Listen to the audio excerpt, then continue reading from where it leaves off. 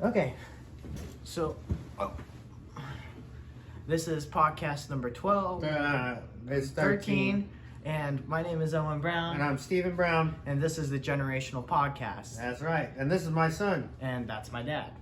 Yeah, so I wanted to actually bring up today is we kind of have like a rough bio set up. And like, we want to kind of, what's your backstory? Like, what's your backstory? Okay, What's Owen's origin story? origin story. Okay. Yeah, I mean, what's your, let me know. What's All good? right. I'll do a short backstory about a paragraph long. You know, not A too paragraph long? Are Yeah. we Not are a we reading paragraph. this or what's going I on? don't Are you know, I just don't- telling us the story, long. I man? don't think I'm Joe Biden, but He said, but care. That shit about care. well, at least I'm not tweeting like Trump either. Well, I mean, Trump, you know, he grabbed her by the Woo-ha! Woo-ha! hoo-ha. Okay, so I'm half Japanese and half American. He's the American, my mom's the Japanese. And American mixed. I was born there, I lived there until I was 7, and most of my favorite memories come from going to the gym with my dad and actually sleeping inside the gym when we were kicked out of the house. And we would take long rides on the train and sleep during the night, and that's where I got my habit of sleeping in the car. So after that, we moved to America, and I experienced my first tornado after many earthquakes and the Yokohama Daiichi Not disaster. Yokohama. No, Fukushima Daiichi disaster. There you go. So we Yokohama's moved a beautiful here, place. and we were in Redding, Kansas, and a tornado hit. So that was my first experience of America. But then my dad had to go to college, so I got to learn about how to multitask and how we're supposed to care for each other as family.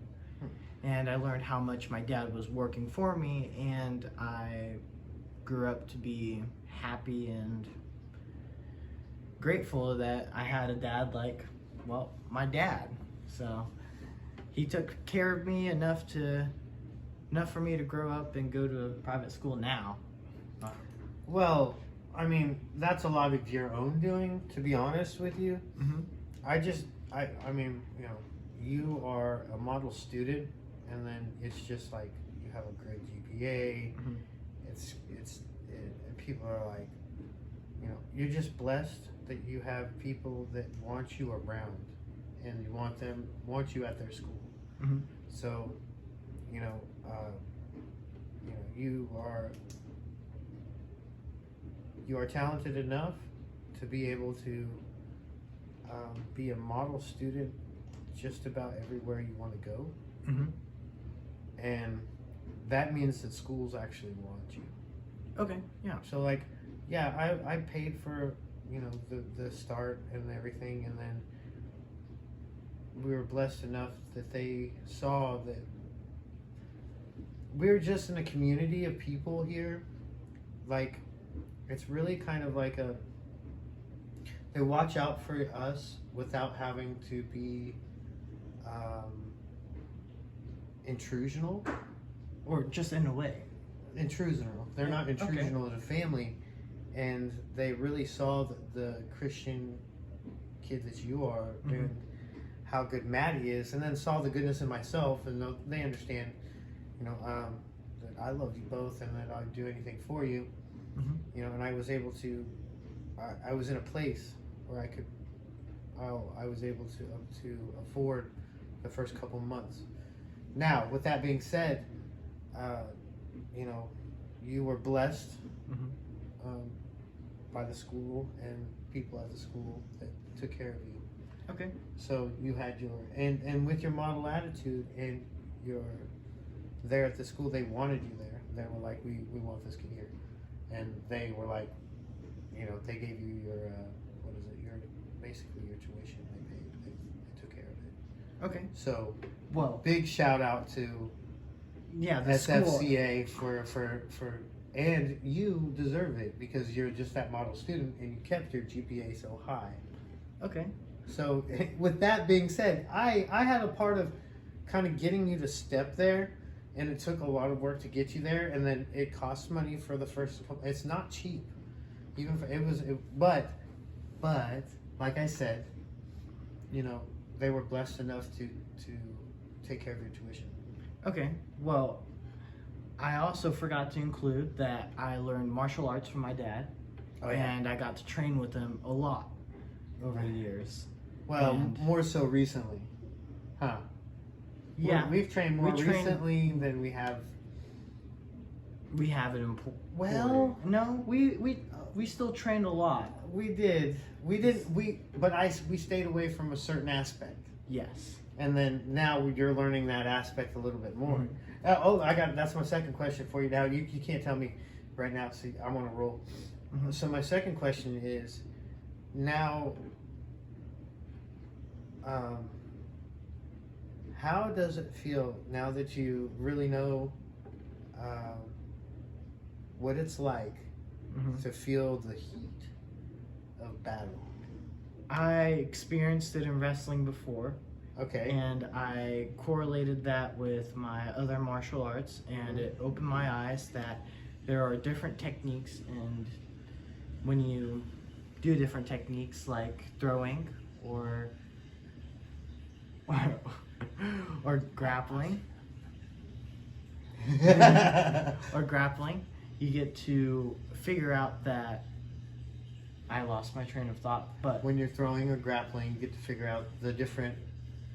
different movements and how hard you're supposed to throw them. Because in wrestling, you just shoot, pick him up, slam him to the 100%, floor, and right? keep him on the ground. But now you have to control the wrists, move the joints in a different way so they lock or pop in a certain direction, and it's a lot more technical than I first thought. Yeah, I think, and you've been doing it for a while. Mm-hmm. I mean, but you weren't in depth as you are now. So before, we knew the basic stuff. We always did the basic things, right? And I always gave you a good base on everything for that. But we always kind of stepped away from the grappling aspect of everything because you're a wrestler, and we want to keep you going in wrestling. And and that's another thing. So we've done a little bit of grappling, but like we've kind of kicked it up a notch a little bit, huh? Yeah. And that's the feeling, that heat of battle.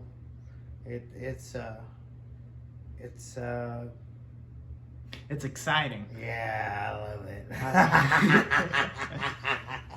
I love it. Oh, it feels good. But yeah, and you're doing really well. Mhm. So I just think but at the same time, we have to be careful because you're still developing, and I don't want to hurt you while you're still developing Right. either. So we try not to do too much grappling, and we always try to mix everything up and keep a balance. Of wrestling and everything Yeah, else. before we didn't keep a balance on one thing, and we got really nasty at that, didn't we? Mhm. So yeah. Got really good at boxing at certain points, and then Yeah, boxing's forgot about okay. wrestling, and then Yeah, we've always had to balance things out a little bit more, and it's always fun because for us it's like a back and forth a little bit, because you're wrestling. That first day, you had me like seriously wanting to throw up.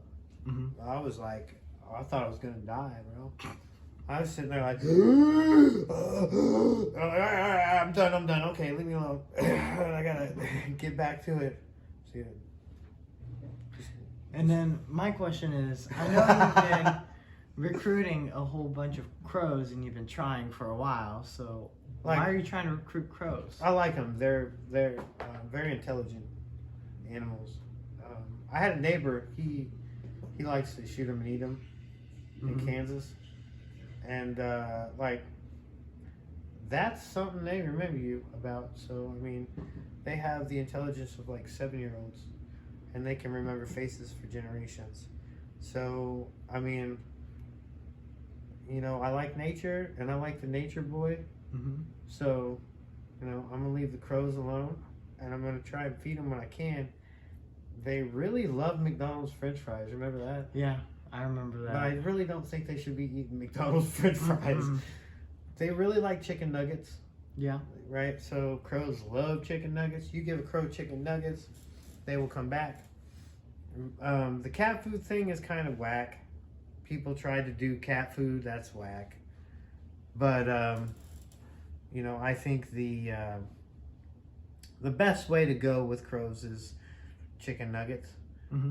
and you'll have much better chances making friends with them because they'll bring you stuff too. Because they'll watch what you like, and they'll like try to bring you stuff. So even if you try to up their food quality, they'll bring you stuff like thank yous. They're really smart, and people really like. I don't know. I think growing up, we were told they were like nuisance and everything for crop, and they could be. Or you could just train them to come to your yard instead of your crop and feed them chicken nuggets. Mm-hmm. And now you got buddies for life that are going to watch out for you. My question is, if you make them enemies, are they going to put screws underneath your tires? You know, they're very intelligent. They've been known to like throw nuts out in crosswalks just to get them broken so they can walk over and eat. So if they understand tires, they might just put nails in They the could. tires. They could if they know you've killed their friend. That's another thing. They don't. They remember if you killed one of their family. It's something interesting, and they do it like. How do you remember faces? Like how do they do that?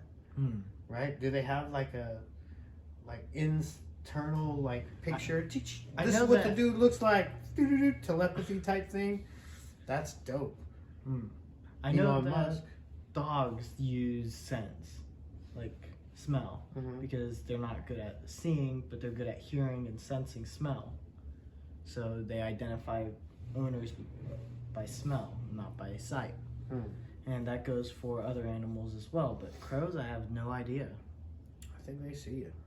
They might smell you too. I don't know. I just know, we tend to be nice to crows in this family now, in my household. So, yeah, I like crows. Okay. So, what's your favorite thing about meeting new people? Because that's a part of your job. Well, my career, I really like it because I was asked the other day, actually, this kind of a similar question. This guy asked me, he's like, listen, man, if you could take it all back with your career, would you take it all back and change careers? And I was like, no, I wouldn't take any of it back. And he was like, why? And I said, well, when you see people almost at their worst, if not their worst, everything is stripped away. So none of the political garbage matters. The color of your skin doesn't matter. None of that matters. All that matters is, I'm there to do what I can to help out how I can. And that's it. And it puts things into perspective. Like, it makes things melt away. Because, it doesn't matter if they're gay or they're straight, they're in need, or they're hurting, or they're missing something, or they're, and you see that rawness, that humanity in someone, and that I can't pay for that. I can't buy that. That's something that I see. I'm not saying that I like seeing it by any means, but it puts things in a better perspective in my life. Now, don't get me wrong, I'm still a grumpy cuss sometimes, and I can be very anal about things because I have, my way of doing things in a sense, like using my turn signal. Right. But I was also taught by some grumpy old men. So, I try to take the good with the bad with everybody. But going back to it, my career, I'm able to see and talk to people and I connect with people, and it doesn't matter where they're from or who they are, because I'm empathetic to that. So it's just, I don't know, and I'm not always, listen, like, I'm a balance keeper. I keep everything fair. That's how I do it. I honor my license in my craft. Mm-hmm. So and also Madison does as well. So I can't, how do I say it? I've seen too much unfairness go on, and I try to keep it as fair as possible when I'm there. And that's what I can do. Even though I don't have control over a lot, and my control is very minuscule on the blip of things. But what I can do is, to the best of my ability, and be honest to the house and to the homeowner and to the insurance companies and to everyone involved. And if I do that, then I'm good. The moment you take a turn in the business that I'm in, and you start to get greedy, or you start to go and do deals under the table, then, I mean, don't get me wrong, I'm sure it happens. I don't know, I don't see anything, but I'm sure it's out there. I mean, if it wouldn't, they wouldn't have rules against it if it wasn't out there, right? Or it hadn't been done before. But when I'm doing things, I know that it's fair and honest, and I do them the right way. And even though I'm not a billionaire because of it, I can sleep better at night. I don't need to worry about if I did, do somebody wrong, if they're gonna come and get me or do something. It's I just really try to keep it, I keep it as balanced on the scales as possible. I hate one or the other screwing one side or the other. And don't get me wrong, I've gotten my butt, kind of torched here and there, because I overstepped my boundaries. I tried to do things I shouldn't have, and I got called out. But that comes with learning. You learn quickly that you're not a public adjuster, which I'm not. And I do think that it's very good if you can find honest people to do work for you. And in public adjusting and in contracting and in any trade business. If you have somebody that's in any business, if you've got somebody that's honest with you in business, pure gold. And I mean honest with you. It's like, hey, I want to see this. There you go. Hey, I want to see this. There you go. Hey, how much am I charging you per hour? Oh, this much. If you're honest across the board, then that's good business, baby. Anyway, when you're honest, what would you say as a communication major? How does honesty change the relationship? And well, it just keeps it going. It keeps it, and then because you're honest and you're transparent on everything, other people are willing. And this is a business side of things. Other people will talk about how transparent you are in your business. And they will be like, hey, this guy's good business. He showed me everything. He was honest with me or gal, honest with me across the board. Hey, I've got a friend, and I want you to meet this friend. And hey, I got this guy.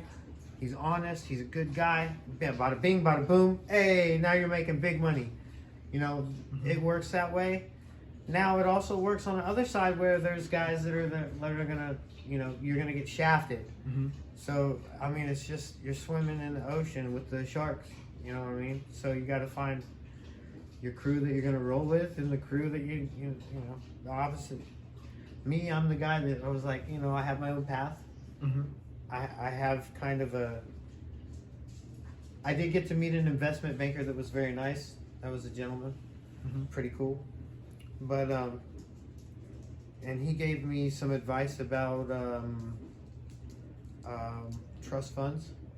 Trust funds are very interesting. Yeah, so we're gonna hopefully be able to get into that. Mm-hmm. We have kind of a bank set aside that we want to talk to. Okay.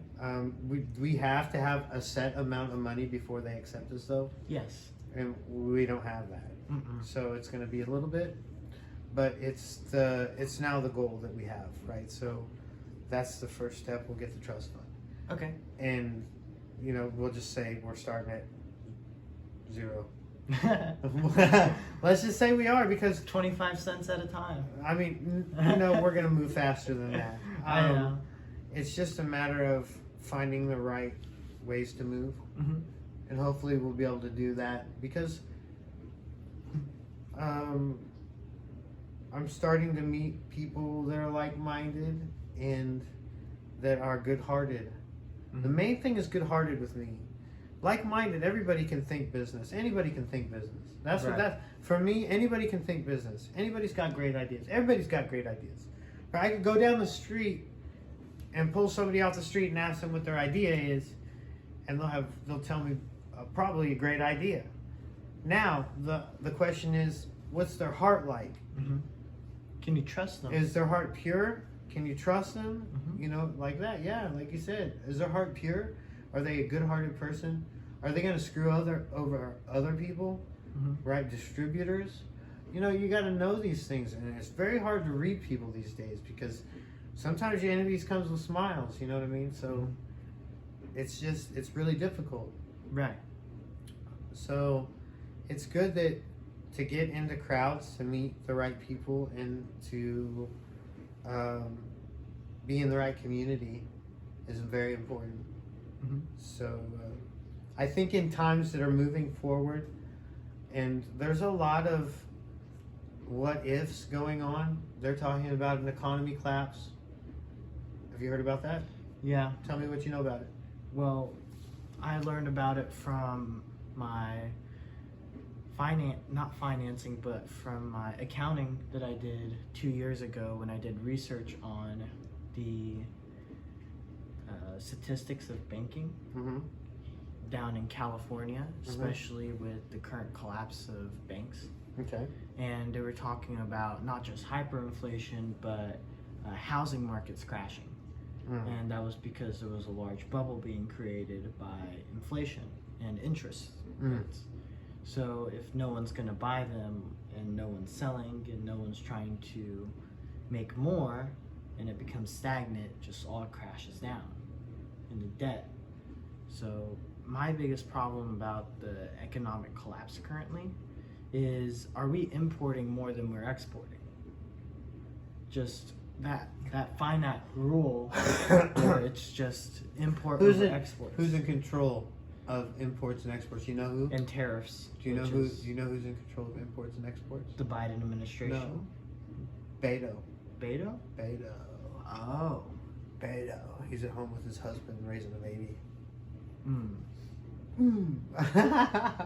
Well, when it comes to Hey, just simple economics, it's just imports and exports, and I want to see how much we're importing and how much we're exporting, and if we're not exporting as much as we're importing, there should be tariffs on imports that we're getting, so we could export more and be able to create in our country, because the government's supposed to regulate how much imports are coming into our country and how much cheaper those imports are, because a country could destroy our economy by destroying sectors such as clothing and different lines and brands that we have. It's already through started. Massive imports at low and cheap costs that everybody else would prefer. But the only way to fight that is with our morals, and as a citizen buying from our own tailors and having small businesses being secured by its local people. And that's supposed to be done because you are an American, you're a citizen of this country. But are people really loving this country anymore? Well, some people are, and just think that we don't have that enough. I think people can surprise you here.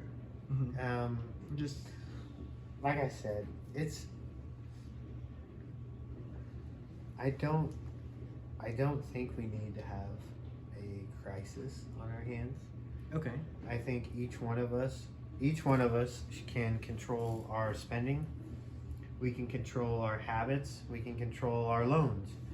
If it sounds too good to be true, it's probably good to be true for a reason. Like, the worst thing we could ever do is start doing this grab money fast thing and getting these loans that you'll never be able to pay back in a lifetime, because that's what they want. Because if you pull out loans, Mm-hmm. you're not going to pay the loan back. Mm-hmm. Well, who's going to pay for it? Your kids. Mm-hmm. Your children's children. Oh, I don't care about them. You don't care about your children's children? If that's the case,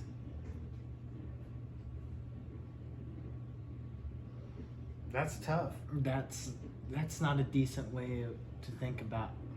There are a decent people way to live. there are people that will do that because they don't like their kids, or their kids don't like them. Mm-hmm. Right? So they're gonna rack things up, and then you got to pay for this. Why? That was their debt, Mm-hmm. right? So they're trying to bring that in. Mm-hmm. You don't want that, Mm-mm. right? So, I mean, we need to work on things like we're doing our thing that we have to do. Right. But if I don't want it to be a collapse, and I don't think anybody does. Mm-hmm. I do see how it's being done. I don't like it. Okay. That should be our The- that should be our main point next podcast, which is how is our Well, economy we were supposed collapsing? to talk about this one. We talked about. You said it last time at the end last time. We forgot what it was. I did forget what it was. What was it? We got to remember because we got to talk about it. Right. I'll just pawn it off on future me. Oh, was it? What was it? Exactly. I don't like not remembering what it was. Okay. Well, you still have your phone. I'm sure of it. I don't think I have my phone right now. I don't have my phone. Okay. Well, we'll definitely talk about it the next podcast. Yeah, then we'll just keep go this over one it. short and sweet. 13. Listen, Oh, 13. I was about to 13 's say not- 12 again. 13's not really the greatest number for us here in Mhm. America, but I think we did it up. We brought in the old Kylo Ren up there. He's the newest member of the squad. In memory of our cat, Kylo Ren. Yep. Now we have Vader. We were looking at him earlier, so. Oh yeah. All right, let's end podcast number 13. And Hey, you need to start telling everybody about your podcast stuff. yeah, that's 'Cause something everybody, I have to do. listen, my friends watch it. They just don't like it because, I don't know, people are weird, man. People are weird. Watch, as soon as somebody that is like that is upper level Mm-hmm. starts liking it, then they'll be like, oh, I like it. Watch them, they'll be like, instead of liking it from the first. That's okay.